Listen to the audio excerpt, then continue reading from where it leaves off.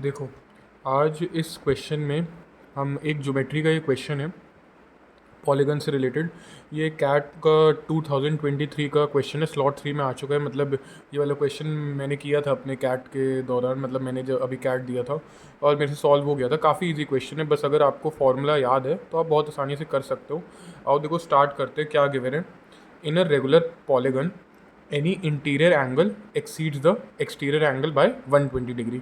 सबसे पहली लाइन में हमें क्या बता दिया कि एक रेगुलर पॉलीगन है और जो इंटीरियर एंगल है exceeds the exterior angle by 120 degree. मतलब इंटीरियर एंगल बड़ा है एक्सटीरियर से कितना, 120 डिग्री। तो इसको हम ऐसे समझ सकते हैं कि जो इंटीरियर एंगल होगा, कोई भी एक इंटीरियर एंगल, वो क्या है, एक्सटीरियर एंगल के बराबर तो है नहीं। ये क्या है, इंटीरियर एंगल 120 डिग्री बड़ा है। तो अगर मेरे को इसको बराबर लिखना है तो मैं क्या करूँगा, एक्सटीरियर एंगल में 120 डिग्रीज जोड़ दूंगा। सिंपल सी पहली लाइन जो लिखी थी उसको मैंने मैथमेटिकल इक्वेशन में कन्वर्ट कर दिया है कि interior angle exceeds the exterior angle by 120 degree. तो इंटीरियर और एक्सटीरियर को बराबर लिखना है, तो इंटीरियर तो बड़ा है तो मेरे को बराबर लिखने के लिए एक्सटीरियर को भी 120 से बड़ा करना होगा। अब सिंपल सी बात है, आप इंटीरियर एंगल, एक इंटीरियर एंगल की वैल्यू निकालो। अब इसमें किसी को नहीं पता होगा तो मैं बताता हूँ। देखो क्या होता है, sum of all interior, sum of all interior angles.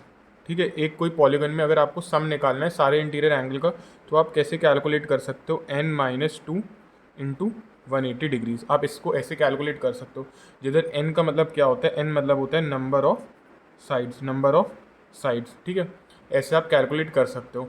जैसे फॉर एग्जाम्पल के अगर मान ले कि हमारे अगर 4 साइड्स होते, ठीक है, 4 साइडेड पॉलीगन होता, हमें पता है 4 साइडेड फिगर क्या हो जाता है, जैसे स्क्वायर हो गया या रेक्टेंगल हो गया। ठीक है, 4 साइडेड फिगर हमारा स्क्वायर या रेक्टेंगल हो गया, तो आप नंबर ऑफ साइड में 4 डालते, 4 माइनस 2 2 होता, और 2 इंटू 180 आपको कितना दे देता, 360 आपको दे देता। ठीक है, अब ये तो हमारा सम है ऑल इंटीरियर एंगल्स का। हमें सम तो नहीं चाहिए, यहाँ पे हमें एक सिंगल इंटीरियर एंगल की वैल्यू डालनी है। अब ज़रा सोचो, अगर मैं इसी एग्जाम्पल से आपको समझाना चाहूँ तो ज़रा, तो मैं कैसे बता रहा हूँ। अगर इसमें हमारा 4 साइडेड फिगर था,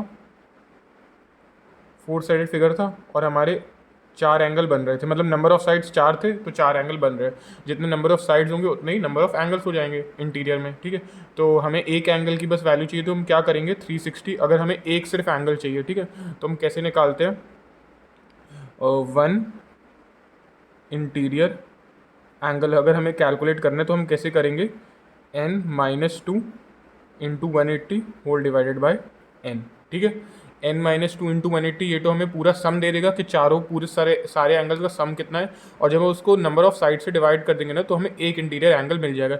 ये फॉर्मूला डायरेक्ट आपको याद ही करना पड़ेगा और इसका कुछ नहीं मतलब है, याद ही करो बस।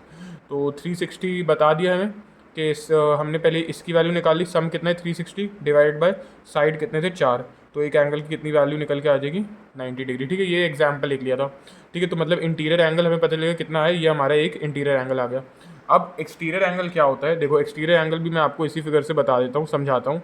ये मैंने एक फिगर बना दिया। ठीक है, तो एक्सटीरियर एंगल क्या हो जाएगा, जो बाहर बन रहा है। ठीक है, ये हमारा एक्सटीरियर एंगल हो गया। ठीक है, ऐसे हमारे अलग अलग एक्सटीरियर एंगल्स बाहर बन जाएंगे। अब एक्सटीरियर एंगल की अगर आपको वैल्यू निकालनी है, आपको सिंपल सा पता होना चाहिए कि जो भी, अगर आपको वन एक्सटीरियर एंगल निकालना है, वन एक्सटीरियर एंगल, पहली बात तो जितने भी एक्सटीरियर एंगल बनेंगे ना, वो सारे क्या होंगे, सेम। मतलब अगर 10 बन रहे तो 10 के 10 सेम होंगे, 5 बन रहे तो 5 के 5 वैल्यू क्या होगी, सेम होगी। और इधर भी सारे क्या होंगे, इंटीरियर एंगल्स की वैल्यू क्या होगी, सबकी सेम होगी। तो अगर आपको वन एक्सटीरियर एंगल निकालना है तो उसका फॉर्मूला होता है 360 डिवाइडेड बाय एन, एन मतलब नंबर ऑफ साइड्स, हर बार यही होगा।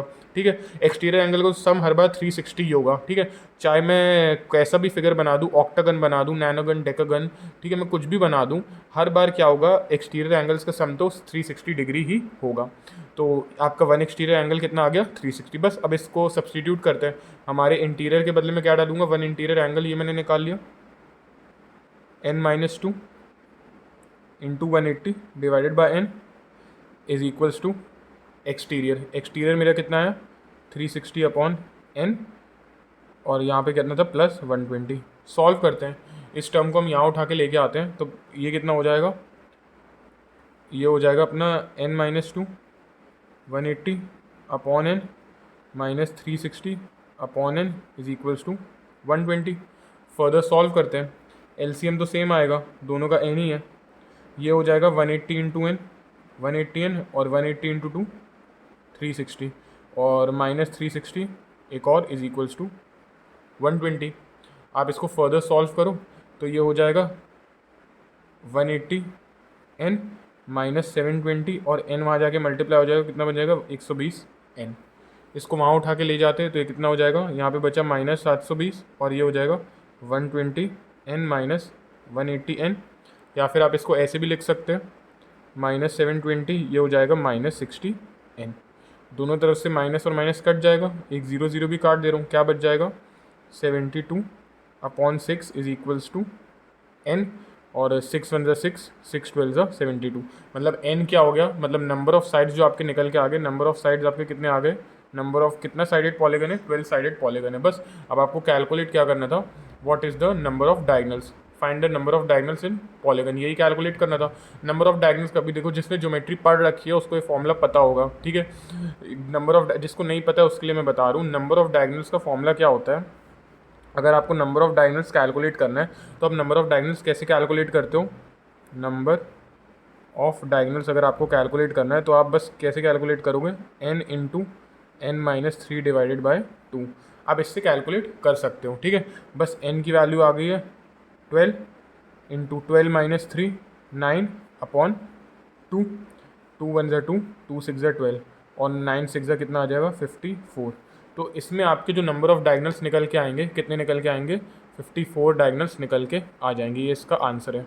ये सही में अगर मैं बताऊं, अगर ज्योमेट्री का एक क्वेश्चन देखा जाए तो बिल्कुल मुश्किल क्वेश्चन नहीं था, इजी क्वेश्चन था। बस जिसको फॉर्मूले रटे हुए हैं, कंसेप्ट क्लियर है कि क्या कौन सी चीज़ है, तो वो ये सॉल्व आसानी से कर लेता, ठीक है। जो नहीं कर पाया, जिसको अभी बस मेन ये वीडियो से बस आपको समझ आना चाहिए कि कैसे क्या चीज़ें चलती है, आपको क्या कैसे सॉल्व करना है।